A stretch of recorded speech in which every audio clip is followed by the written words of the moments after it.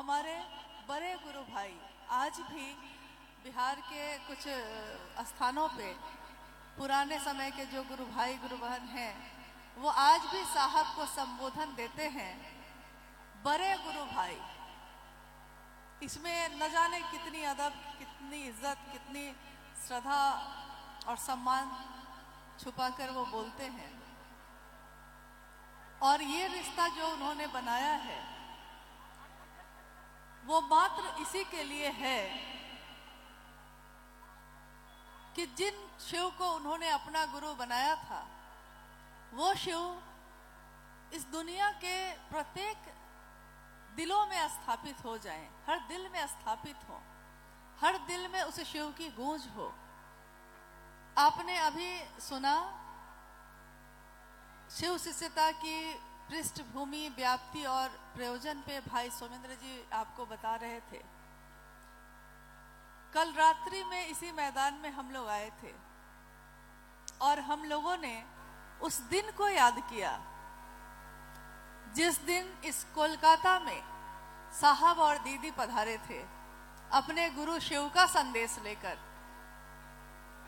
27 जनवरी 2001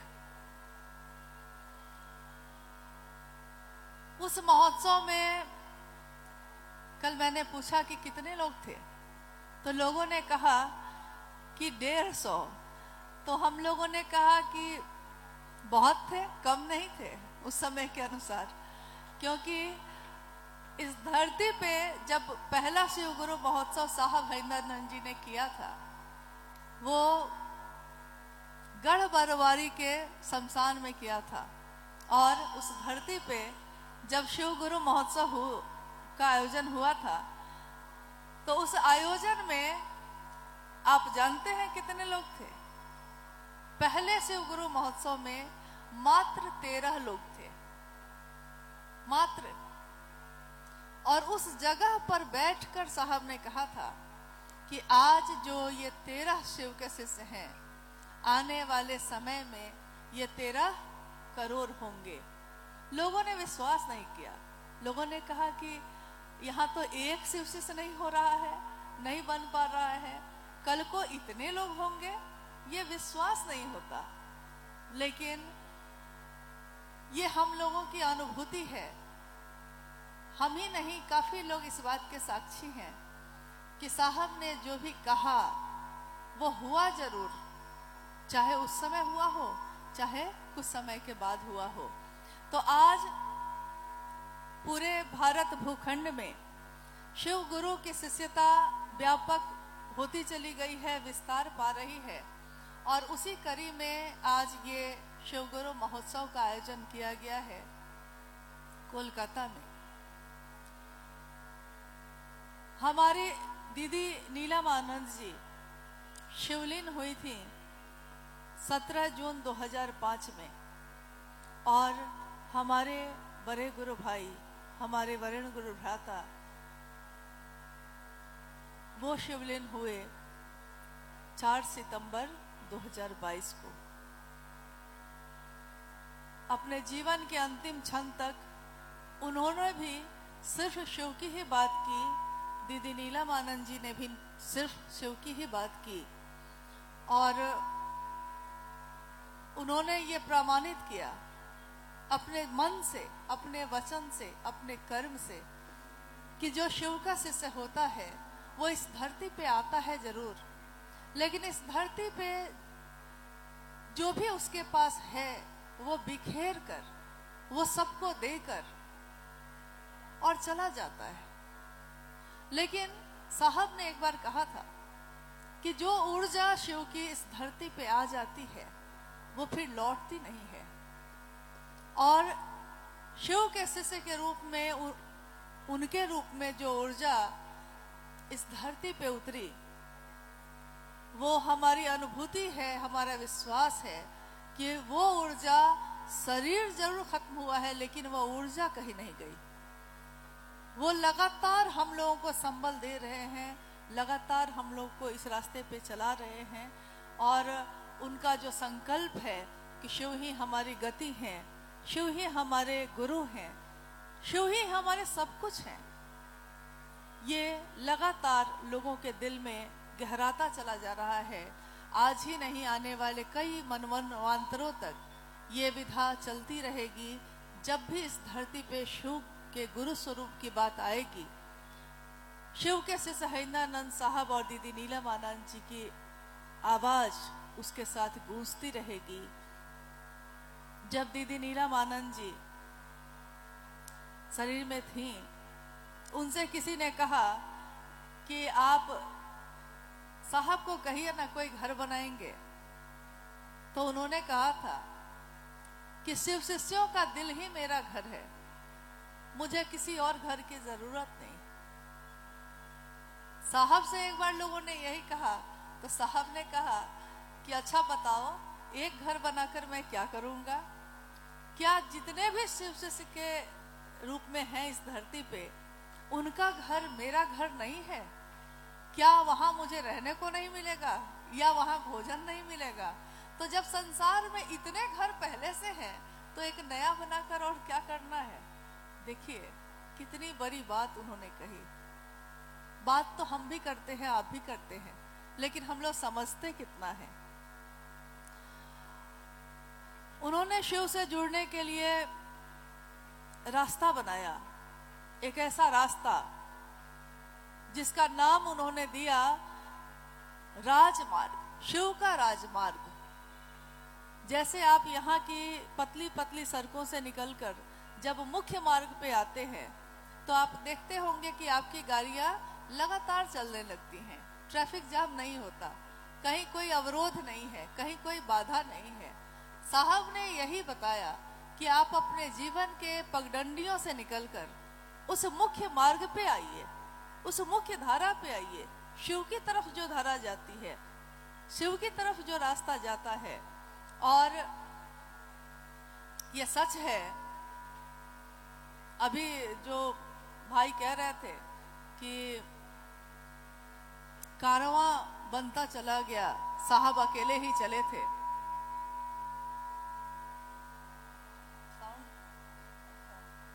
साहब अकेले ही चले थे, और जब उन्होंने शिव को गुरु बनाया था तो कोई उनके साथ नहीं था। धीरे धीरे धीरे धीरे लोग आते चले गए, कारवां बनता चला गया। मैंने कहीं पढ़ा था कि लाख तूफान आते हैं, लाख तूफान आए, लेकिन ये दिया जलता रहा।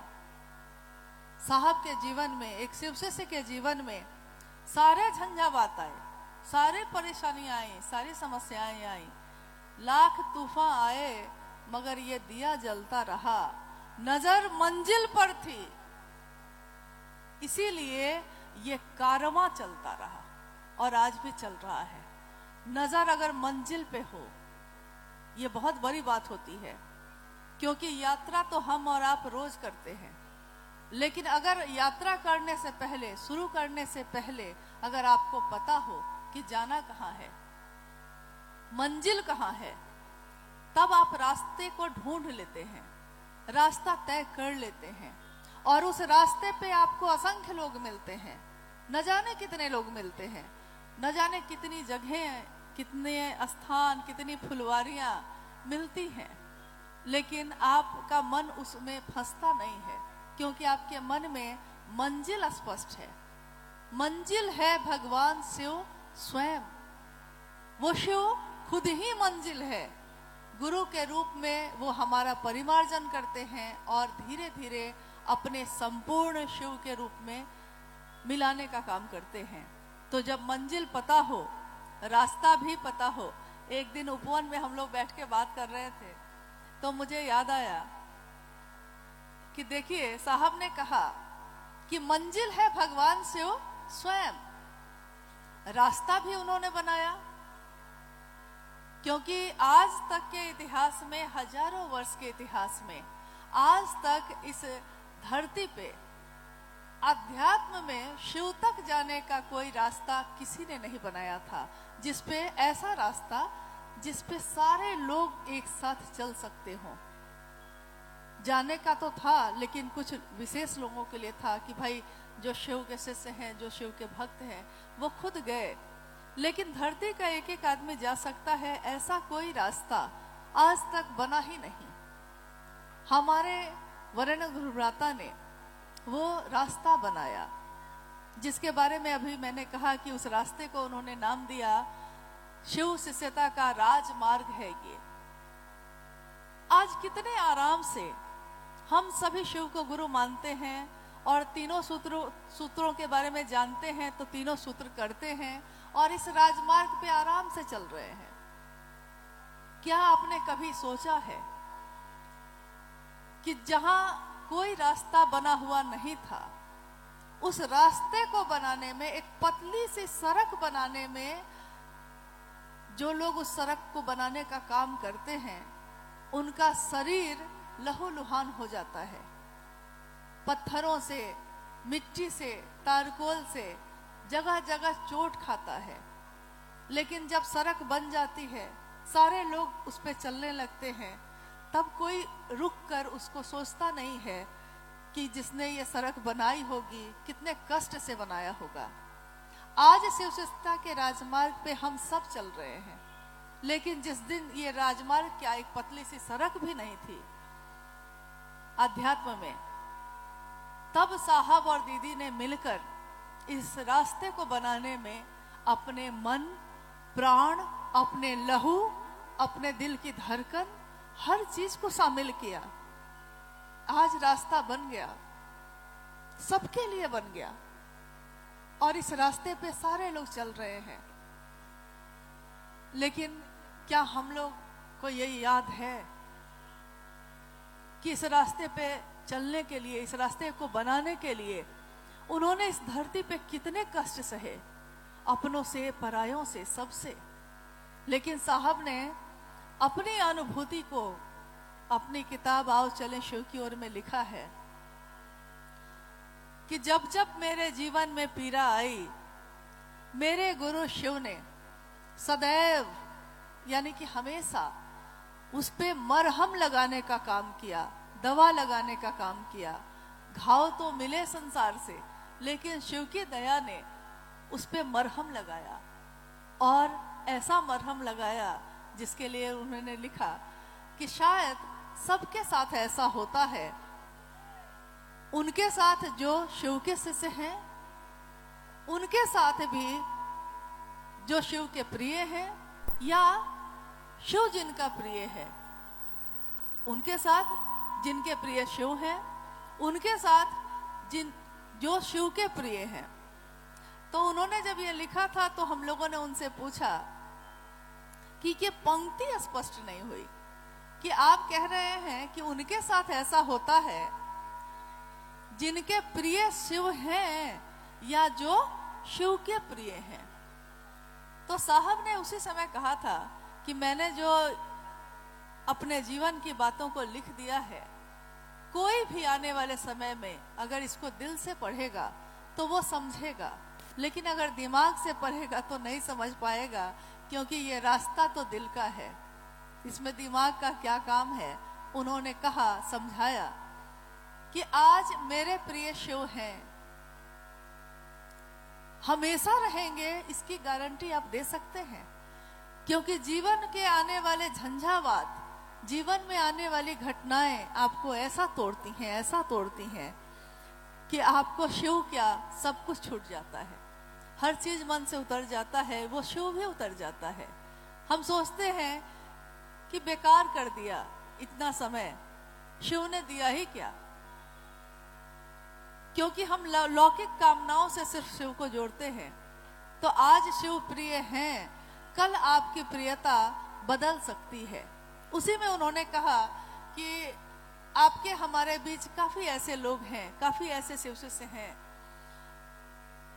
जो अपने अपने क्षेत्र में शिव गुरु का काम करते हैं, शिव गुरु की बात करते हैं। वहां के स्थानीय लोग को लगता है कि मैंने शिव को तो देखा नहीं, मैंने साहब को तो देखा नहीं, तो मैं जिसको देख रहा हूं मैं क्यों नहीं उसी को पकड़ लेता हूं। तो लोग उसको पकड़ लेते हैं, फिर सिलसिला शुरू होता है, भैया प्रणाम, दीदी प्रणाम, ये सिलसिला शुरू होता है। धीरे धीरे अहंकार और सम्मान का भाव ऐसा पकड़ता है कि आप समझ ही नहीं पाते कि आपका मन कब शिव के रास्ते पे चलते चलते कब खड्डों की तरफ चला गया पता ही नहीं चला। तो साहब ने कहा कि अच्छा बताइए, अगर जीवन की किसी घटना पे, जीवन की किसी ऐसी परिस्थिति में वो व्यक्ति, वो शिव का शिष्य अगर टूट गया तो स्वाभाविक है उसके साथ जुड़े हुए सारे लोग टूटेंगे। लेकिन अगर कोई शिव को ही पकड़ता है तब क्या होगा? कोई अगर शिव को पकड़ ले तो फिर शिव उसको नहीं छोड़ते, और वहां कोई भटकाव भी नहीं है। शिव को सम्मान आपका चाहिए भी नहीं, ना सम्मान की मांग है वहां, ना अपमान का भय है, तो हम उसको दे भी क्या सकेंगे।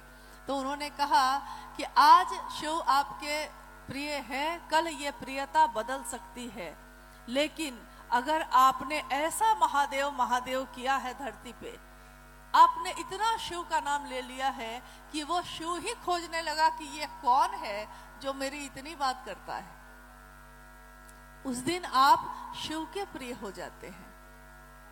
और शिव के प्रिय जब आप हो जाएंगे तो ये प्रियता कभी नहीं बदलती। उन्होंने कहा कि क्या आपने किसी को देखा जो शिव का प्रिय हो? तो हम लोगों ने कहा कि अभी तक तो बस आप ही को देखा है जो शिव का प्रिय है, जिसने हमेशा इस धरती के लोगों को शिव की तरफ से देखा, महादेव की तरफ से देखा। समान दृष्टि, शिव की दृष्टि समान होती है। शिव के दरबार में सब एक जैसा स्थान पाते हैं। शिव के लिए सब प्रिय होते हैं, चाहे वो राक्षस हो, चाहे वो देवता हो, चाहे वो इंसान हो, चाहे वो पशु हो। तो उस शिव को अपना गुरु बनाने का आह्वान उन्होंने किया, और इस रास्ते पे चलते हुए उन्होंने कहा कि आओ चलते हैं शिव की ओर। जो आपका स्लोगन है, हमारा स्लोगन है कि आओ चले शिव की ओर। उन्होंने एक संगोष्ठी में, रांची में, ये बात उस समय कही जब उन्होंने लोगों से पूछा कि मैं अब जा रहा हूं। वो रुक गए मंच पे और उन्होंने कहा कि क्या आप लोगों को कुछ कहना है? लोग चुप रहे, किसी ने कुछ कहा नहीं। साहब ने कहा कि आपको कुछ नहीं कहना है, लेकिन मुझको कहना है। और उन्होंने सिर्फ यही पंक्ति कही, आओ चले शिव की ओर।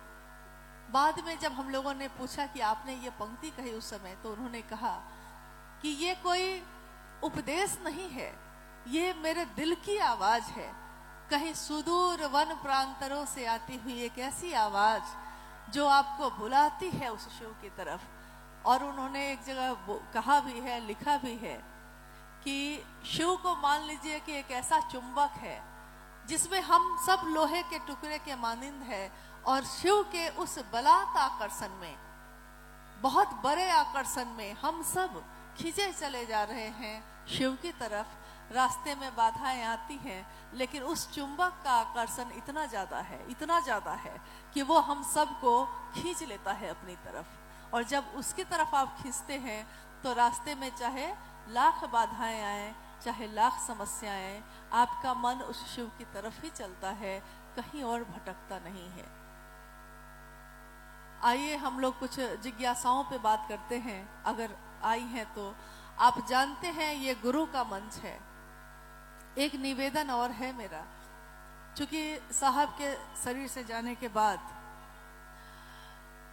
शिव गुरु महोत्सव में, उसके बाद आज पहली बार मैं आ सकी हूं। मेरा एक निवेदन है, और ये आज के लिए नहीं है, हमेशा के लिए है। हम शिव शिष्यों को हमेशा याद रखना होगा कि हमारे गुरु कौन है? शिव है। ये रास्ता किसने दिखाया है? साहब हरिंद्रानंद जी ने। ये शिव के शिष्यता, ये संपत्ति हम लोगों को किसने बांटी? आप लोग बोलिए, किसने बांटी? ये 3 सूत्र चलने का जो साधन, जो सहायक क्रिया दिया, वो किसने दिया?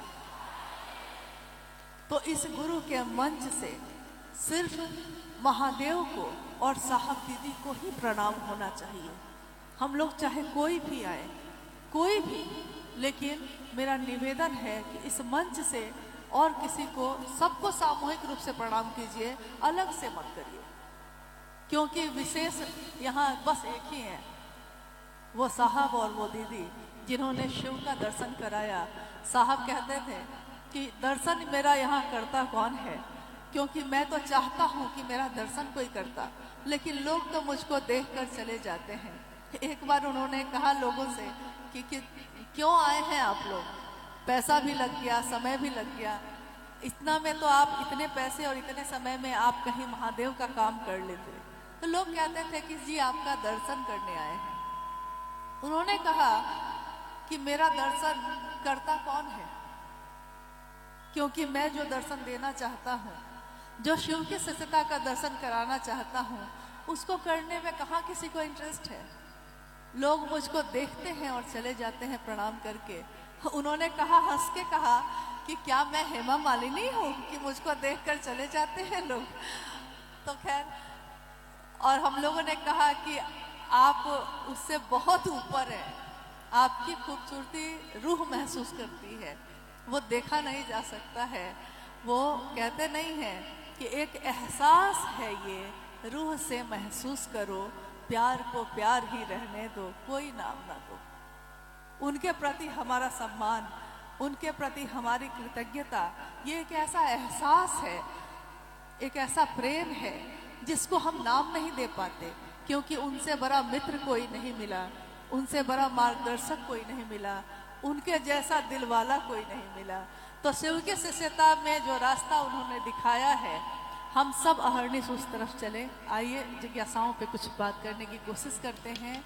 आप जानते हैं इस मंच पे से कोई उपदेश नहीं देता, कोई यहाँ विद्वान नहीं है, और हम लोगों ने शायद किसी ने भी शास्त्रों का अध्ययन नहीं किया होगा, लेकिन कहते हैं कि शिव ज्ञान देते हैं, गुरु ज्ञान देते हैं, तो शास्त्र आरेखित होते हैं, शास्त्र लिखे जाते हैं।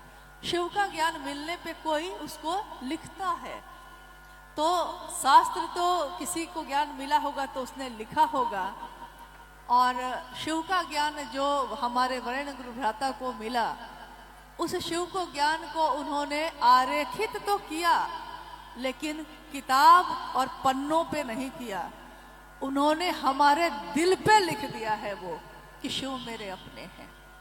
और ये आरेख किसी भी तूफान, किसी भी मौसम से बदलता नहीं है। आइए हम लोग बात करते हैं। हाँ, स्थानीय गुरु भाई बहनों की जिज्ञासाएं हैं।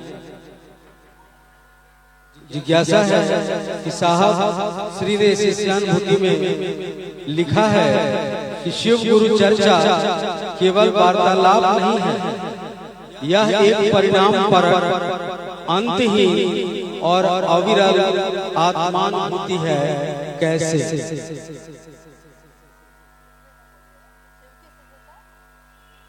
शिव गुरु चर्चा केवल वार्तालाप नहीं है, यह एक परिणाम पर अंतहीन और अविरल आत्मानुभूति है।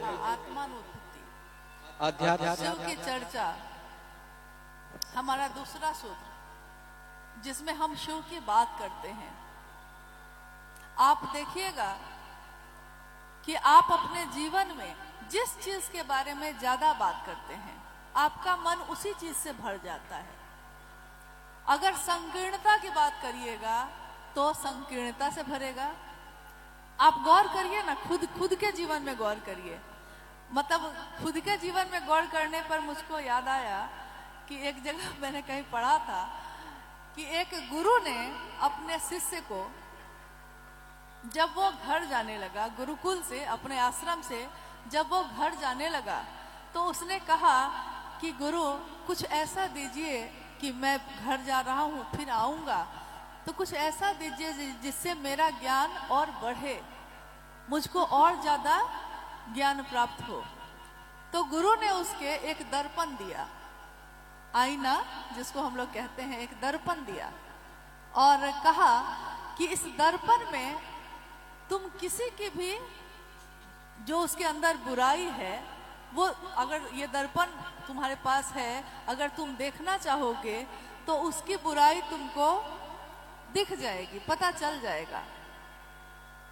अब वो दर्पण जब मिल गया उस शिष्य को, तो उसने सबसे पहले क्या किया, उस दर्पण को पहले गुरु की तरफ घुमाया, तो देखता है कि दर्पण में गुरु में भी कुछ बुराई है। अब ये असमंजस में पड़ा।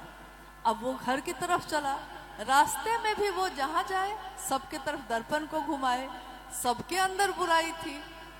पूरी यात्रा तय करके घर गया, लौटा। जब लौट के आया गुरु के पास फिर से, तो उसने कहा कि गुरुजी, इस दर्पण में तो कोई ऐसा नहीं मिला जिसके अंदर बुराई नहीं हो, जिसके अंदर कमी और अवगुण नहीं हो। तो उसके गुरु ने कहा कि क्या ये दर्पण तुमने अपनी तरफ भी घुमाकर देखा था? तो उसने कहा नहीं। तो गुरु ने कहा कि ये शुरुआत तो स्वयं से करनी थी पहले, तो वो तो तुमने की ही नहीं। तो यही हाल रहता है हम लोगों का भी। शिव की चर्चा एक आत्मानुभूति है, अविरल लगातार चलने वाली आत्मानुभूति। और साहब ने कहा, खुद भी शिव के शिष्य बनो और दूसरे को भी प्रेरित करो। यानी कि पहले शुरुआत तो अपनी तरफ से करनी होगी ना। खुद भी शिव के शिष्य बनो और दूसरे को भी प्रेरित करो। इस क्रम में, इस काम को करने में हम शिव की बात करते हैं, शिव की चर्चा, जिसको हम लोग कहते हैं शिव चर्चा, हम ये बात करते हैं। ये परिणाम परक है। कैसे? क्योंकि जब हम शिव की बात करते हैं तो हमारा मन धीरे धीरे शिव की परिधि में आता है। क्योंकि शिव की परिधि में, शिव के घेरे में रहे बिना शिव की बात न तो आप कर सकिएगा, न तो कोई वो बात सुन सकेगा। सुनने वाले को भी शिव की परिधि में अपने मन को रखना होगा, तभी उसके मन में प्रवेश कर सकेगा। आज हम लोग इतने लोग हैं यहाँ और सब कोई हम लोग बात कर रहे हैं। आप बताइए, कोई ज्यादातर लोग तो शांति से बैठे हैं, कुछ लोग हलचल में हैं। तो जो हलचल में हैं, यहाँ से मैं लाख कुछ भी अच्छी बात कहूँ, कितनी भी बड़ी बात कह दूँ, लेकिन मन अगर हलचल में है आपका, तो आपके मन में वो बात प्रवेश करेगी ही नहीं। क्योंकि मन तो महादेव के घेरे में हुआ ही नहीं, तो ये नहीं हो सकेगा। तो शिव की चर्चा जब हम करते हैं तब भी, कोई सुनता है तब भी, यानी कि ये एक ऐसी विधा है जिसके बारे में शिष्यानुभूति कहती है। साहब की लिखी हुई पहली किताब छोटी सी, जो 1990 में उन्होंने लिखी थी। शिष्यानुभूति ये कहती है कि शिव की चर्चा स्वयं को और समूह को, स्वयं यानी मैं खुद जो शिव की बात कर रहा है, समूह यानी वो जो शिव की बात सुन रहे हैं, दोनों को शिव भाव से आप्लावित करती है, शिव भाव से भर देती है। और अगर ये नहीं हुआ तो शिव की चर्चा करने का कोई तात्पर्य नहीं, कोई परिणाम नहीं। तो ये एक ऐसी आत्मानुभूति है, जितना आप उस शिव की बात करते जाएंगे, आपका मन उस शिव से भरता जाएगा। संकीर्ण की बात करने वाले का मन संकीर्णता से भरता है। देखिएगा आप, जो हमेशा किसी चीज में नकारात्मक देखेंगे, धीरे धीरे उनका मन भी नकारात्मक हो जाता है, फिर वो किसी पे विश्वास नहीं करते। विराट की बात करने वाले का मन विराट होता है। बड़े दिल वाले की बात सुनिएगा तो वो कभी संकीर्ण नहीं बात करेगा, वो पूरे समाज की बात करेगा। तो विराट की बात करने वाले का मन विराट होता है, और शिव की बात करने वाले का मन उसका शिव जैसा होता है, शिव होता है। तो हम जितने शिव की बात करेंगे, ये बात हमको स्वयं से शुरू करनी होगी।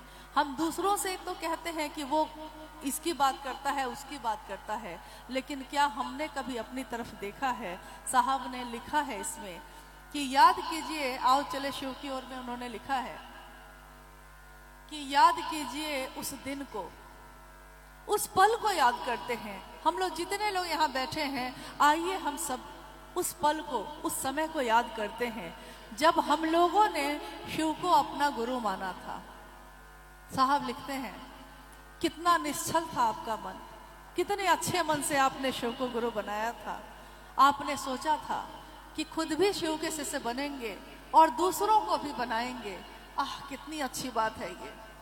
लेकिन कुछ वर्ष क्या बीते, मोहब्बत, प्यार तिजारत में बदल गई, व्यापार में बदल गया। मेरा क्षेत्र तेरा क्षेत्र, मेरा एरिया तेरा एरिया, मेरे लोग तुम्हारे लोग, पता नहीं क्या क्या में बट गया। शुरुआत हुई थी प्यार से, मोहब्बत का रास्ता था ये, मोहब्बत का रास्ता है, और तिजारत कब आ गई पता ही नहीं चला। तो आप हमेशा याद करिए उस समय को कि जब हम लोगों ने शिव को अपना माना था।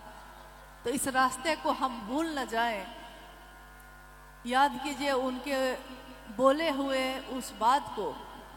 उन्होंने कहा कि एक वो लोग थे, ये मेरी वाणी नहीं है, ये उस साहब की वाणी है जिन्होंने हमारे मन प्राण में उस शिव को उतारा है। उन्होंने कहा है, कहते हैं ना, शब्द की मार से गुरु जगा देते हैं, शब्दन मार जगाए दियो रे, गुरु पैया लागू नाम लिखाए दियो रे। शब्द की मार से वो गुरु जगा देता है। उन्होंने कहा कि एक वो लोग थे, हाँ वो लोग थे, एक वो लोग थे, हाँ वो लोग थे, जिंदगी छोड़ दी बंदगी के लिए। साहब ने कहा कि एक वो लोग थे जिन्होंने जिंदगी छोड़ दी बंदगी के लिए। इस बंगाल की धरती पे भी बहुत साधक और साधु आए। आप उनके जीवन को उठाकर देखिए। उनके जीवन में वो सब कुछ लौकिक चीजें प्राप्त कर सकते थे, लेकिन उन्होंने अपनी बंदगी के लिए, अपने आराध्य के लिए वो सारी चीजें छोड़ दी, छूट गई उनसे, क्योंकि वो उनका आराध्य इतना भारी था उनके ऊपर कि वो सारी चीजें स्वतः छूट गई। छोड़ने का कोई प्रयास नहीं था, छूट गया बस। उसी पे उन्होंने कहा कि जिंदगी छोड़ दी बंदगी के लिए, एक तू भी तो है, एक तू भी तो है, हाय अफसोस है, बंदगी छोड़ दी जिंदगी के लिए। साहब ने कहा कि चले थे बंदगी करने, चले थे समर्पण के लिए, चले थे मोहब्बत के लिए, और आपने इसमें ये क्या कर दिया। तो हमेशा याद रखिए कि अगर मंजिल स्पष्ट हो तो रास्ते भी स्पष्ट होते हैं। शिव की चर्चा एक ऐसी आत्मानुभूति है जो मन को, आत्मा को छूती है, रूह को छूती है, जो परमात्मा का अंश है उस आत्मा को छूती है, क्योंकि ये अंश एक दिन उसी में मिल जाना है। तो साहब ने ये कितनी अनुपम विधा दी, कितनी अच्छी विधा दी, जिस पे चलकर हम अपने मन में उस शिव को भर सकते हैं। दूसरी जिज्ञासा है कि साहब श्री कहते हैं कि हम इंसान जो भी हैं वो शिव का अंश है। तो शिव को तो अघोर बोला गया, तो हम लोगों का मन गुस्सा, अहंकार और दुख से घोर क्यों होता रहता है, क्यों हो जाता है? जिज्ञासा आपने सुनी ली कि शिव तो अघोर हैं और हम लोग उनके शिष्य हैं, तो हम लोग का मन क्यों अघोर हो जाता है? मतलब शांत क्यों नहीं होता? हर बात में गुस्सा और घोर क्यों होता रहता है? नहीं, हम लोग कहते हैं कि मन घोर हो गया, चलो यहाँ से। जैसे ही गए हैं चर्चा में, अच्छा से सम्मान नहीं मिला, जो प्रॉपर होना चाहिए था वो नहीं मिला, या वैसी बात नहीं हुई, या किसी के घर गए तो हम कहते हैं कि मन घोर हो गया, यहाँ चलो यहाँ से, तो हम चल देते हैं। या मेरे मन के विपरीत कोई बात हो जाए तो भी हमारा मन घोर हो जाता है, और हम कहते हैं कि मन क्रोधित हो गया, अशांत हो गया, घोर हो गया। जिज्ञासा ये है कि जब वो शिव अघोर है तो हम घोर क्यों होते हैं?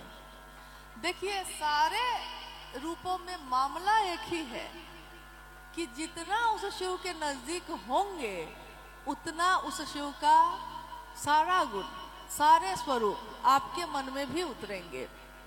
और नजदीक आपका मन होता है, शरीर तो होता नहीं है। तो मन से जैसे जैसे उस शिव के नजदीक होंगे हम लोग, हमारा मन शांत नहीं होता क्या? लेकिन आप देखते होंगे कि किसी से जिससे आप बहुत प्रेम करते हैं, अगर उस पर क्रोध आता है तो आप चीखने लगते हैं, चिल्लाने लगते हैं। तो कोई तीसरा कहता है कि अरे वो तो एकदम आपके सामने खड़ा है, उस इतना जोर से क्यों बोल रहे हैं। नहीं होता है कि गुस्सा आएगा आपको तो आप खूब जोर जोर से बोलने लगते हैं, और सामने खड़ा है जिस पे आप बोल रहे हैं। ऐसा भी नहीं है कि बहुत दूर है कि आपको चिल्लाना पड़ रहा है, ऐसा नहीं है। जानते हैं इसका कारण क्या होता है? मन की दूरी। क्रोध आता है तो क्या होता है? मन उसके तरफ से विरक्त होता है, मन तेजी से हटता है। शरीर से साथ में खड़े हैं, लेकिन मन की दूरी होती है तो हम लोग उस पर चीखने चिल्लाने लगते हैं। मन की दूरी, उस शिव से जितना नजदीक होंगे हम लोग, मन से जितना नजदीक होंगे, हमारा मन शांत होगा। और क्या हो नहीं रहा है आपका, या क्या हुआ नहीं है क्या? क्योंकि पहले तो छोटी छोटी बातों पे भी हम लोग घर में बैठ के रोने लगते थे और बेचैन हो जाते थे, सोचते थे कि पता नहीं क्या होगा। लेकिन आज जीवन में बड़ी बड़ी घटनाएं हो जाती हैं और मन ये सोचता है कि ये भी गुजर जाएगा, चाहे सुख हो चाहे दुख हो। पैसा है तो ठीक, नहीं है तो थोड़ा चिंतित होते हैं, लेकिन बेचैन नहीं होते हैं, परेशान नहीं होते हैं। लगता है कि कुछ महादेव कुछ तो कर ही देंगे। और जब निर्भर होते हैं तो निर्भय होते हैं। जब उस शिव पे निर्भर होते हैं तो वो 1000 रास्ते खोलता है।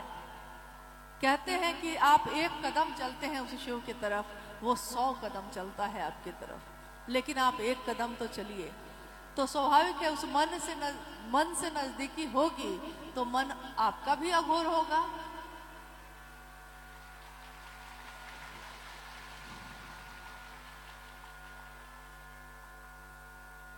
एक गुरु भाई ने पूछा है कि मेरी जिंदगी में बहुत क्या शिव की ओर चलना ही उलझनों का हल है? दोनों बार मेरे जीवन में बहुत सारी उलझन है। क्या शिव की तरफ चलना ही इस उलझन का हल है? उलझन का हल है। देखिए, उलझन भी हमारा आपका मन ही लेता है। आप देखिएगा कि बहुत बार ऐसा होता है कि घर में कोई समस्या खड़ी हो गई है, आप घर में एकदम व्यथित मन से निकले हैं और किसी बहाने कोई शिव की बात शुरू कर देता है, शिव की चर्चा शुरू कर देता है, तो होता क्या है, आपका मन तुरंत ही उस उलझन को भूल जाता है। उलझन तो है, आपके मन ने उस उलझन का साथ लेने से इनकार कर दिया है। क्यों? क्योंकि आपके मन पे भारी है शिव। साहब ने शिव की, गुरु की एक अलग ही व्याख्या की। दुनिया कहती है गुरु शब्द का अर्थ होता है अंधेरे से रोशनी की ओर ले जाने वाला, अंधेरे में पड़ी जीवात्मा को रोशनी दिखाने वाला। साहब ने कहा कि इसके साथ साथ गुरु की एक और परिभाषा होती है। गुरु का एक अर्थ उन्होंने बताया, गुरु का अर्थ होता है भारी। आपके मन पे भारी क्या है? जिस रिश्ता से, जिस संबंध से आपका मन ज्यादा भारी रहता है, आपके सामने और दूसरे रिश्ते हल्के हो जाते हैं। अगर पत्नी के प्रति बहुत ज्यादा प्रेम है तो माँ बाप कहने लगते हैं कि गुलाम हो गया। अगर माँ बाप के प्रति ज्यादा हो गया तो पत्नी कहती है नहीं, एक नया नहीं होगा, हो सकता है हम ही कुछ देर से देख पाए होंगे, ममाज बॉय लोग कहते हैं, ये मम्मी का बेटा है, नहीं कहते हैं। यानी कि जिसका प्रभाव आपके मन पे ज्यादा भारी है, आपका मन उसकी तरफ खींचता चला जाता है और दूसरे रिश्ते हल्के होते चले जाते हैं। हम लोगों ने अपने जीवन में देखा, साहब के साथ रह के देखा। साहब के जीवन को देखिए तो जरा, उनका परिवार बहुत बड़ा है, लौकिक में बहुत सारे संबंधी, बहुत सारे लोग हैं, लेकिन कितने भी लोग आते थे और जाते थे, आते हैं और जाते रहे। लेकिन शिवके से जो रहते थे तो साहब लगातार उन्हीं लोगों से बात करते रह जाते थे। नतीजा ये होता था कुछ संबंधी तो आना ही छोड़ देते थे, क्योंकि उनको पता था कि वहां जाएंगे तो चुपचाप बैठना पड़ेगा और महादेव की बात सुननी पड़ेगी। तो देखिए, साहब के मन पे कौन भारी रहा? स्वाभाविक तौर पे उनके गुरु भाई गुरबान रहे। क्यों गुरु भाई गुरबान रहे? गुरु भाई गुरु बहन के कारण नहीं, जो शिव की बात करता है, जो उनके गुरु की बात करता है, वो उनके मन पे भारी रहा, उनके गुरु उनके मन पे भारी रहे, तो संसार के और रिश्ते उनके मन पे हल्के रहे। और धीरे धीरे हम लोगों के अंदर भी ये बात उतर रही है। हुआ क्या है कि ये सारा कुछ इतना आराम से और इतने धीरे धीरे होता है कि हम लोग को पता ही नहीं चलता है कि हम थे तो पहले वही, लेकिन आज हम क्या हो गए हैं ये आईना भी समझ नहीं पा रहा है। क्योंकि पहले भी यही शरीर था, लेकिन ये अंदर का जो मन है वो बदल गया। थे तो पहले भी हम वही, पहले गहने अच्छे लगते थे, पहले कपड़े अच्छे लगते थे, व्यापार अच्छा लगता था। अब व्यापार करते हैं जीवन को चलाने के लिए, लेकिन ये आसक्ति नहीं है कि कितना कमा लें कितना कमा लें। जितने में काम हो जाता है उतने में गुजारा करते हैं। साहब ने शिव के शिष्यों के जीवन में एक अद्भुत चीज उतारी। चाहे जीवन में फकीरी हो, जीवन में ऐसी फकीरी हो कि पॉकेट में कुछ नहीं है, लेकिन साहब की ही पंक्ति है ये कि होला बहुत लोग के पास लेकिन झमकावेला कोई कोई। होता सबके पास है बहुत कुछ, लेकिन दिखा सब नहीं पाते हैं। और शिव के शिष्य के पास लौकिक चीजें होती नहीं है। हो सकता है पॉकेट में पैसा भी नहीं हो, लेकिन मिजाज तो ऐसा होगा कि आप मिलिएगा तो लगेगा कि कहाँ के आदमी से मिल रहे हैं। फकीरी में अमीरी की अदा लाए हैं हमारे गुरु शिव।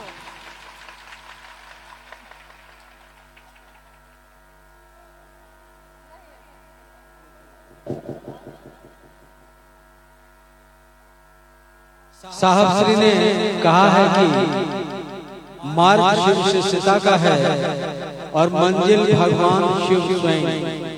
कृपया इस पंक्ति को समझाया जाए। इस पे हालांकि अभी हम लोगों ने बात की थी। मार्ग शिव शिष्यता का है और भगवान शिव मंजिल है स्वयं। मंजिल है भगवान शिव स्वयं।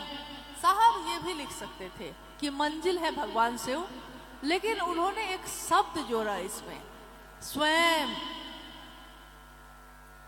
एक शब्द जोड़ा, मंजिल है भगवान शिव स्वयं। तो हम लोगों ने उनसे पूछा कि आप ये भी लिख सकते थे, लेकिन आपने ये स्वयं क्यों लिखा? तो उन्होंने कहा कि मैंने अपने जीवन में जो पाया है वही तो मैं आपको दूंगा। मैंने अपने जीवन में ये देखा है कि मैंने जिस दिन से शिव को गुरु बनाया है, मेरी नजर शिव पे ही रही। मैं दुनिया में चाहे जिसके साथ रहता हूँ, चाहे जिसके साथ चलता हूँ, चाहे जो मेरे पास बैठता है, चाहे जो मेरे से नहीं मिला है, लेकिन उन सब के प्रति रहते हुए भी, साथ रहते हुए भी मेरी नजर हमेशा शिव पे रही। और मार्ग ये क्या था? शिव की शिष्यता, शिव की शिष्यता का भाव। तो इस मार्ग पे चलने के लिए भाव चाहिए, विचार। शिव एक विचार है, शिव मेरे गुरु हैं, ये एक विचार है। लेकिन एक दिन ये विचार दिमाग में पैदा होता है। विचार तो कभी भी दिमाग में ही पैदा होंगे। एक दिन ये विचार दिमाग में पैदा होता है और धीरे धीरे ये घनीभूत होता है और दिल में प्रवेश करता है। दिल में प्रवेश करता है तो वो भाव होता है। शिव की शिष्यता एक भाव है और भाव के बिना तो इस रास्ते पे आप चल ही नहीं पाइएगा। भाव इस रास्ते पे चलने का ईंधन है। जो आप गाड़ी चलाने के लिए तेल भरवाते हैं, तो समझिए कुछ ऐसा ही मामला है यहाँ भी। तो हमेशा याद रखिए कि हम किसी के साथ चलते हों, किसी के साथ रहते हों, लेकिन हमारी नज़र मंजिल पे रहनी चाहिए। जब से चला हूँ मेरी मंजिल पे नज़र है, मेरे आँखों ने, मेरी आँखों ने, साहब का कहना था, मेरी आँखों ने मील का पत्थर नहीं देखा। जो सीधे उस तरफ देखता है उसको फिर रास्ते का कुछ भी दिखाई नहीं देता। मिलते सब हैं, चलते सबके साथ हैं, लेकिन नज़र सिर्फ शिव पे रहती है कि हमारी यात्रा वहाँ समाप्त होनी है, वहाँ पहुँचनी है। साहब श्री कहते हैं कि शिव की शिष्यता क्रांति नहीं, यह एक जागरण है व्यक्ति के मानसिक एवं आध्यात्मिक तल का। कृपया इस पंक्ति को समझाएं। शिव की शिष्यता क्रांति नहीं, क्रांति का अर्थ पहले आप समझ लीजिए। क्रांति का अर्थ होता है जैसे एक जो चीज है उसको पूरी तरह बदल के दूसरी चीज वहां ले आइएगा। एक सत्ता है, एक शासन है, उसको पूरा उतार दिए गद्दी से और दूसरे शासन को ले आए, तो ये हुआ क्रांति। लेकिन शिव की शिष्यता ये नहीं है। शिव की शिष्यता एक जागरण है, आध्यात्मिक तल पे, मानसिक तल पे। कैसे? बंगाल की ये धरती, जानते हैं पूरे विश्व में बंगाल की धरती को किस रूप में जाना जाता है? रहते आप हैं लेकिन आप पता नहीं जानते हैं या नहीं। क्या आप लोग जानते हैं बंगाल को क्या कहा जाता है? शक्ति का क्षेत्र कहा जाता है। शक्ति की पूजा होती है, यहाँ माँ दुर्गा की पूजा होती है। ये धरती बंगाल की शक्ति की पूजा करती है। शक्ति कौन है? कौन है वो शक्ति? महादेव की ऊर्जा, महादेव की इच्छा जो शक्ति के रूप में प्रकट हुई। सारा ब्रह्मांड उस शक्ति से संचालित है। हम उस शक्ति को नमन करते हैं और हम कहते हैं कि ये जो शिव की चर्चा है, ये जो शिव की बात है, ये जागरण है। जागरण का अर्थ क्या होता है? क्योंकि बहुत बार आप जब नौ दुर्गा का व्रत करते हैं तो रात में बहुत लोग अपने घर में पूरी रात भजन उजन गाते रहते हैं और कहते हैं हमने माँ का जागरण किया था। मतलब क्या हुआ इसका? क्या जागरण का अर्थ सिर्फ गाना गाना, भजन करना है, संगीत करना है? नहीं। जागरण अपने मन का, मन में जो आपकी ऊर्जा सोई है, आप उसका सानिध्य प्राप्त करके, उस ऊर्जा का सानिध्य प्राप्त करके अपने मन को जगाते हैं। आपने सुना होगा कि प्रारंभिक समय से जब कोई शिव को अपना गुरु मानता था तो हम लोग एक उद्घोष करते थे और आज भी करते हैं, जागा जागा महादेव का। क्या वो शिव सोया था? नहीं, वो शिव नहीं सोया था कभी भी, लेकिन हमारे आपके मानसिक तल पे वो शिव सोया हुआ था। हमने सुला दिया था। हमारे जीवन में होते तो सारे रूप हैं, सारे भाव हैं, लेकिन वो शुरुआत में सोए रहते हैं। समय के साथ वो प्रकट होते हैं। जैसे आपने देखा होगा कि किसी बच्ची की जब शादी होती है, जब वो बड़ी हो जाती है, शादी होती है, शादी अभी तय होती है कि अमुक आदमी से उसका विवाह होगा और उसी समय से उसके अंदर पत्नी का भाव प्रकट हो जाता है। पत्नी का भाव उस दिन पैदा नहीं हुआ था उसके अंदर, वो जन्म के साथ ही था, लेकिन जैसे ही सामने में वो रिश्ता आता है तो सामने उसके अंदर का वो भाव प्रकट हो जाता है। बाद में वो माँ बनती है, तो जब पुत्र या पुत्री सामने आता है तब क्या होता है? तब उसके अंदर से माँ का भाव प्रकट हो जाता है। माँ का भाव तो जन्म से था। एक शिष्य का भाव भी उसके अंदर जन्म से है। शिव का प्रेमी होने का भाव भी जन्म से ही है, स्वाभाविक है। जिसके हम अंश हैं, ये कैसे संभव है कि उसका प्रेम हमारे अंदर जन्मजात नहीं होगा? लेकिन जब गुरु का रूप सामने आता है तो उसके अंदर का वो शिष्य का भाव प्रकट हो जाता है। होता बस इतना ही है, गुरु तो है ही, लेकिन हमारा भाव तब प्रकट होता है जब वो सामने आते हैं।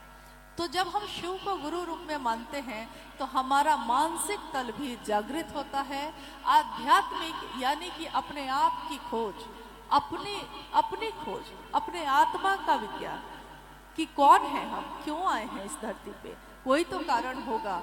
क्या मेरा इतना ही परिचय है कि मैं किसी की माँ, किसी की बहन, किसी का भाई, किसी का पिता हूँ, या मेरे अंदर जो है उसका कोई ऐसा परिचय है जिसको मैंने अभी तक देखा ही नहीं है?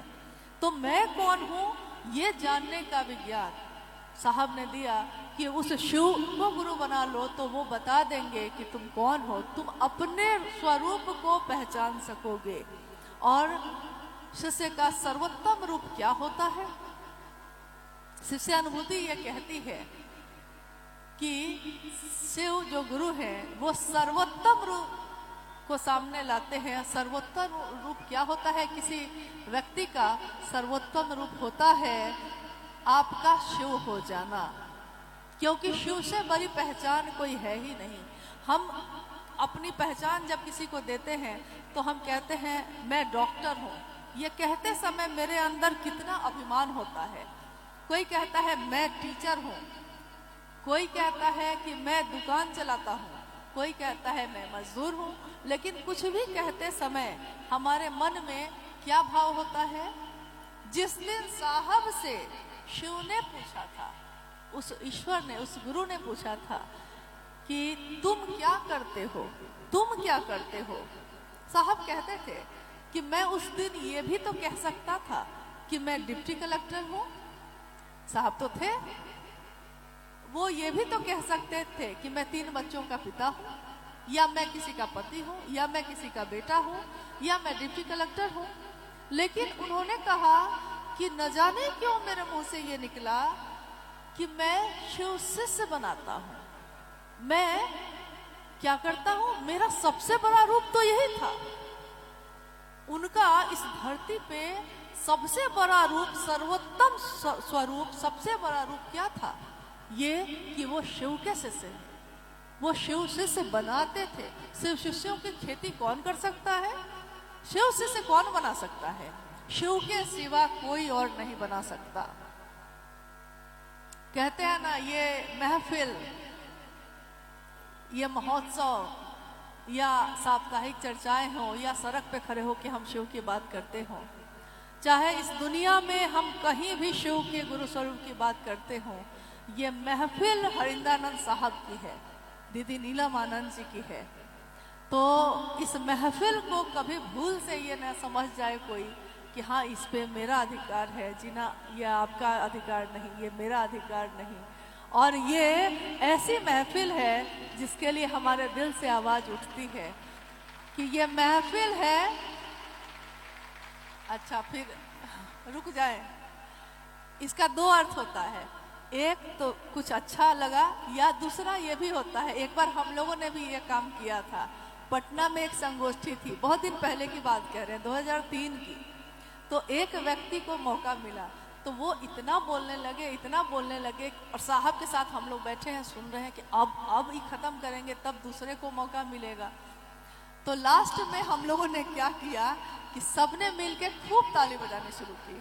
तो हुआ क्या कि उनको, लेकिन हुआ उल्टा, वो और आवेशित हो गए, वो और ज्यादा बोलने लगे। ऐसा भी होता है। हाँ, ये महफिल है भैया हरिंद्र की। इस महफिल में जो भी आए पहले नजरों को अपनी झुकाए, अदब से, सम्मान से, श्रद्धा से, क्योंकि ये दुनिया, ये महफिल उन्हीं की देन है। ये बगिया, ये बगीचा, इस बगीचे में अलग अलग फूल हैं। कोई गुलाब का है, कोई गुलदाउदी है, कोई चमेली है, कोई गेंदा है तो सारे फूल अलग अलग, सबकी खुशबू अलग है। कोई सुगंध देता है, कोई दुर्गंध देता है, कोई कुछ भी नहीं देता, बस सुंदर लगता है। लेकिन ये दुनिया तो शिव की है, और दुनिया, ये दुनिया हरिंदर की दुनिया, एक हरिंदर और निहाल सारी दुनिया, ये सारी दुनिया निहाल हो गई उनको पाकर, उनका साथ पाकर। हम झुकते हैं अपने साहब के पास, हम झुकते हैं उस दीदी माँ के सामने जिन्होंने अपने ममता से, अपने स्नेह से, अपने दुलार से शिव के शिष्यों को पोषण दिया, सुरक्षा दी, रास्ता दिखाया, एक छांव दिया। जो जीवन तप रहा था इस धूप में, वो ठंडा हुआ, शांत हुआ। एक और जिज्ञासा है, नारी को कंगन पहनना चाहिए या नहीं? कहते हैं और साहब की लिखी हुई बात है कि जाति, धर्म, वर्ण, लिंग, संप्रदाय से ऊपर है शिव की शिष्यता। शिव की शिष्यता इन सबों से ऊपर है। शिव की शिष्यता में कोई फर्क नहीं पड़ता कि पुरुष हैं या स्त्री हैं। मैं खुद अपनी बात कहती हूँ। बचपन से ही मेरा स्वभाव रहा कि कोई भी पूजा पाठ घर में होता था तो जो पंडित जी आते थे वो कहते थे कि हाथ आगे बढ़ाइए बउआ, तो हाथ आगे बढ़ाने में हमेशा स्वभाव था दाहिना हाथ ही बढ़ाते थे। बाद में क्या हुआ कि कभी कभी वो बोलते थे कि महिलाओं को बायां हाथ बढ़ाना चाहिए, तो ये बात मेरी समझ में कभी नहीं आई कि ये क्यों होना चाहिए। हाथ तो दोनों मेरा ही है, मेरी इच्छा हम किस में पहनते हैं।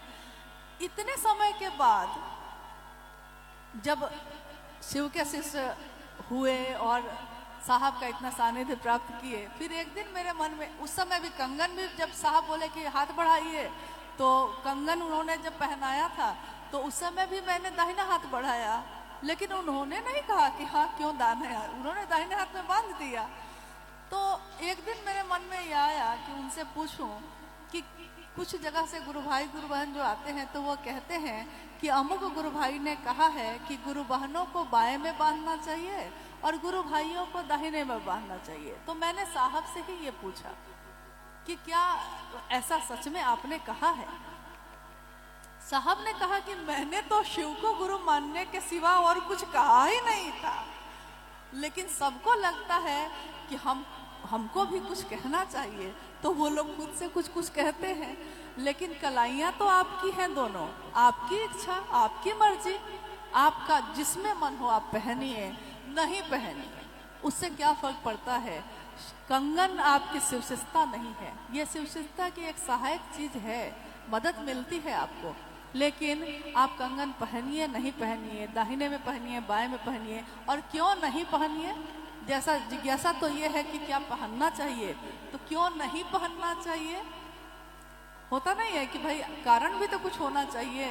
क्योंकि बहुत सारे लोग, अभी कुछ दिनों पूर्व एक व्यक्ति से भेंट हुई तो उन्होंने कहा कि आप लोग रुद्राक्ष का कंगन पहनते हैं तो क्या छूत अछूत मानते हैं? तो मैंने कहा कि औरों का तो नहीं पता है, लेकिन मैं खुद नहीं मानती। तो सामने वाले को बड़ा आश्चर्य हुआ, उसने कहा क्यों?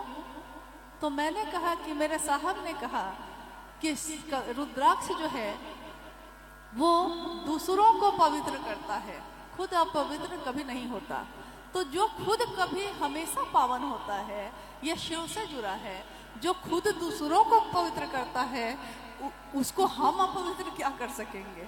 तो ये किस चीज़ से अपवित्र होगा? किसी भी चीज़ से नहीं। तो जब पहन लिया तो पहन लिया, अब उतारना क्या? कभी ऐसा सुना है कि किसी ने सिंदूर लगाना शुरू किया और छोड़ दिया? किसी ने कंगन पहना और छोड़ दिया?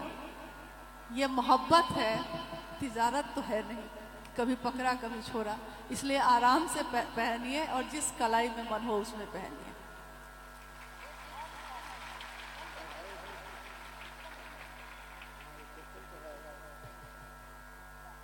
एक अंतिम जिज्ञासा शिष्यानुभूति में साहब श्री ने लिखा है कि समष्टि से सिमटा हुआ व्यक्ति मूल मानवीय गुणों से वंचित है। समष्टि से सिमटा हुआ व्यक्ति मूल मानवीय गुणों से वंचित है। बाद में इन्होंने आओ चले शिव की ओर में लिखा कि मैंने शिव के गुरु स्वरूप की समष्टिगत पुनर्स्थापना को शिव की दया से कर दी थी। अब हजारों की संख्या में शिव से शिष्याएं दिख जाते हैं। अब शिव गुरु व्यक्तिगत शिव गुरु से व्यक्तिगत संबंध बनाकर करना महज शेष था। आगे पुनः साहब लिख रहे हैं कि व्यष्टि का नकाब हटाकर समष्टि की ओर चलना, कृपया इन वाक्यों को समझाने की कृपा की जाए। साथ ही समष्टि का व्यष्टि का नकाब से क्या व्यष्टि और समष्टि में मूल अंतर क्या है और व्यष्टि का नकाब का तात्पर्य। हालांकि जितनी बड़ी जिज्ञासा है कि आपको याद भी नहीं रहा होगा कितना लंबा है, लेकिन इसको थोड़ा सा हम लोग सरल करते हैं और इसके बाद फिर हम लोग भी विदा लेंगे। समष्टि से सिमटा हुआ व्यक्ति, तो पहले तो आप समष्टि शब्द का अर्थ समझ जाइए कि समष्टि का अर्थ होता है समाज, ये दुनिया। तो समष्टि से सिमटा हुआ व्यक्ति यानी समाज से कटा हुआ व्यक्ति, मूल मानवीय गुण यानी इंसान का मूल मानव का एक गुण क्या होता है? करुणा, ममता, स्नेह, प्यार, सहानुभूति। इंसान का स्वभाव यही है। क्रोध उसका स्वभाव नहीं है, क्रोध वो ले आता है, स्वभाव उसका प्रेम है। तो समाज से जो व्यक्ति धीरे धीरे कट जाता है, वो आपने देखा होगा कि मूल जो उसका स्वभाव होता है उससे भी वंचित हो जाता है। जैसे आप यहाँ महानगर में रहते हैं और गांव में जाइएगा तो आपको दिखाई देगा कि सब कोई एक दूसरे से मतलब रखता है, लेकिन जैसे जैसे वो बड़े शहर में जाता है, बगल के फ्लैट में कौन है इसका भी उसको पता नहीं होता। कितनी बार ऐसा हुआ है, आपने पेपर या अखबार में कभी मतलब पढ़ा होगा कि बगल वाले फ्लैट में किसी की मौत हो गई है और दुर्गंध जब आने शुरू हुई है, पुलिस बुलाई गई है, तो पता चला है कि उसकी मौत हो गई। यानी एक समाज जिसमें इंसान रहता है, वो जब समाज से कटने लगता है, अलग अलग कुनबे में हो जाता है। पहले संयुक्त परिवार थे, धीरे धीरे एकल परिवार बढ़ने लगे, तो जितना आप अलग अलग होते गए, आप अकेले पड़ते गए और नतीजा ये हुआ कि आप समाज से हट गए, कट गए। तो मूल जो चीज़ें थी, आपकी संवेदनाएं थी, वो भी धीरे धीरे खत्म हो गई। आप किसी के दुख को देख के दुखी नहीं होते, किसी की खुशी देख के आप खुश नहीं होते, उल्टा होता है। मतलब दुख देख के हंसते हैं, ठीक हुआ, और सुख देख के तो और ज्यादा दिक्कत होती है। सबको बड़ी जलन है, लेकिन किस चीज में? एक दूसरे के सुख में जलन सबको है, लेकिन किस बात के लिए? एक दूसरे के सुख में है। साहब ने वही लिखा है कि समष्टि से सिमटा हुआ व्यक्ति, ये शिष्यानुभूति की लाइन है, मूल मानवीय गुणों से भी वंचित हो जाता है। मतलब मूल आदमी का गुण भी उससे छूट जाता है, इंसान इंसान नहीं रह पाता। आओ चले शिव की ओर में उन्होंने एक जगह लिखा है कि मैंने समष्टिगत यानी कि समाज में सामूहिक रूप से हजारों हजार की संख्या में शिव के गुरु स्वरूप की पुनर्स्थापना, यानी शिव तो स्थापित थे ही, लेकिन फिर से उस शिव को स्थापित किया समाज में। ये काम तो मैंने कर लिया, अब व्यक्तिगत जो संबंध है शिव से वो करना अभी शेष है, यानी बचा हुआ है। उसी में बाद में उन्होंने एक पंक्ति लिखी कि व्यष्टि से क्या,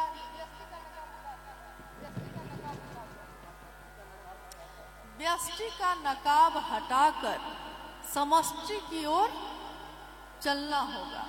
व्यष्टि का नकाब, व्यष्टि मतलब अर्थ हुआ कि हम खुद अपनी बात कह रहे हैं, मेरी बात हो रही है, मैं, व्यष्टि, समष्टि, समाज। मतलब समझ गए ना आप कि भाई व्यष्टि मतलब कि हम अपनी बात कर रहे हैं। व्यष्टि का नकाब हटाकर शिव के शिष्यता आपको अपने गुरु के सामने अपनी कुरूपता, अपनी खूबसूरती दोनों के साथ खड़ा करती है। मतलब गुरु एक ऐसी जगह है जहां आप में खराब से खराब चीज है, तब भी आप उसी रूप में खड़े होते हैं, और अच्छी से अच्छी चीज है तब भी उसी रूप में खड़े होते हैं। एक व्यक्ति बिहार में, ये संदर्भ साहब ने सुनाया था हम लोगों को, एक व्यक्ति अपने कमरे में तमाम तरह के देवी देवताओं की तस्वीर रखते थे, और वो कहते थे, व्यापारी थे, तो होता क्या था कि वो रोज व्यापार में अपना लाभ मिले इसी को सोचते रहते थे। तो उस पूजा घर में जब वो बैठते थे तो वो शिव को कहते थे, महादेव को कहते थे। ये बात उन्होंने खुद ही बताई जब वो साहब के पास आए थे। तो मैं ऐसा करता हूँ, क्या मैं गलत करता हूँ? तो उस व्यक्ति ने कहा कि साहब, मैं व्यापार करने के लिए तमाम तरह के मतलब जो गलत काम होते हैं वो करता हूँ। मेरी लाचारी है, झूठ बोलना पड़ता है, फरेब करना पड़ता है, मतलब थोड़ा भ्रमित करना पड़ता है कि व्यापार चले।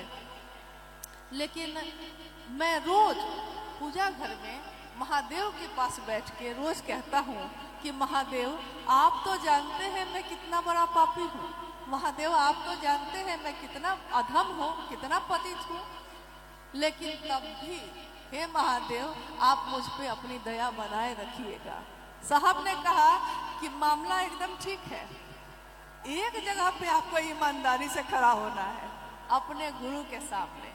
गुरु के सामने कह दीजिए कि गुरु, आपने तो मतलब रास्ता दिखाया, गुरु परिमार्जित कर लेंगे, गुरु धीरे धीरे ले चलेंगे। व्यष्टि का नकाब यानी कि एक ऐसा नकाब, एक ऐसा आवरण हम लोगों ने अपने चेहरे पे चढ़ा लिया है कि हम साथ रहते हैं सालों साल, लेकिन एक व्यक्ति दूसरे व्यक्ति को आज तक पहचान नहीं पाया। कहता है नहीं, कहते हैं, हम ही लोग कहते हैं आपस में कि उस आदमी को मैं आज तक समझ नहीं पाया। नहीं कहते हैं हम लोग, जबकि सालों साल साथ में हैं। उसके मन में कुछ और है, उसके चेहरे पे कुछ और है, हम ही लोग कहते हैं। साहब ने कहा, उस मन में, अपने मन में, व्यष्टि के मन में शिव की शिष्यता का भाव भरिए और उस भाव को लेकर समाज में आइए। समष्टि की तरफ चलना होगा। शिव की शिष्यता अगर आप धारित करते हैं तो उसको लेकर समाज में, दुनिया में उतरिए। नहीं, अगर आप ऐसा नहीं कर पा रहे हैं तो इससे बेहतर है कि आप अपने घर में रह जाइए, क्योंकि तब तो दूसरा मामला हो जाएगा, गलत हो जाएगा। इसलिए ज़्यादा अच्छा है कि अगर आप किसी को कुछ दे सकते हैं तो उस चीज़ को लेकर दुनिया में उतरिए और अपने शिव को बांटिए, क्योंकि साहब ने भी यही किया। अगर साहब ने ऐसा नहीं किया होता तो आज हम कहाँ होते। अगर साहब ने नहीं कहा होता इस दुनिया में कि आपके गुरु भी शिव हो सकते हैं, तो क्या मेरे आपके गुरु शिव हो सकते थे? गुरु तो थे ही वो, लेकिन मेरे आपके नहीं थे, तो ये नहीं हो सकता था। प्रत्येक शिव शिष्य का ये कर्तव्य है कि वो अपने समाज में, अपनी दुनिया में, अपने परिवार में शिव को उतारे। शिव ने कहा, साहब ने कहा कि आप दुनिया में महादेव को लाइएगा तो दुनिया बहुत सुंदर हो जाएगी, लेकिन अगर महादेव में दुनिया को ले जाइएगा तो ये बहुत गलत हो जाएगा। इस दुनिया में जो भी चीज़ हमारे पास है उसमें शिव को शामिल करिए, अपने गुरु को शामिल करिए, अपने मन में उतारिए, अपने जीवन में उतारिए, और ऐसा उतारिए कि दूसरे भी उससे लाभान्वित हो, सुगंधित हो। उन्होंने कहा कि शिव के बिना ये दुनिया कैसी होगी ये मैं नहीं जानता, क्योंकि शिव के बिना तो ये दुनिया उन्होंने सोची ही नहीं कभी।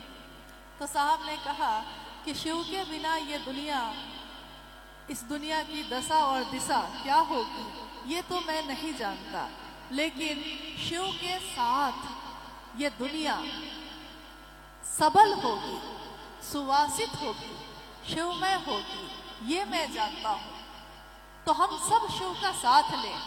आइए इस जगह पे हम सब अपने मन में ये सोचें, उस दिन को याद करके जिस दिन हम लोगों ने शिव को अपना गुरु बनाया था, कि हम खुद भी शिव के शिष्य बनेंगे और दूसरों को भी शिव का शिष्य बनाएंगे।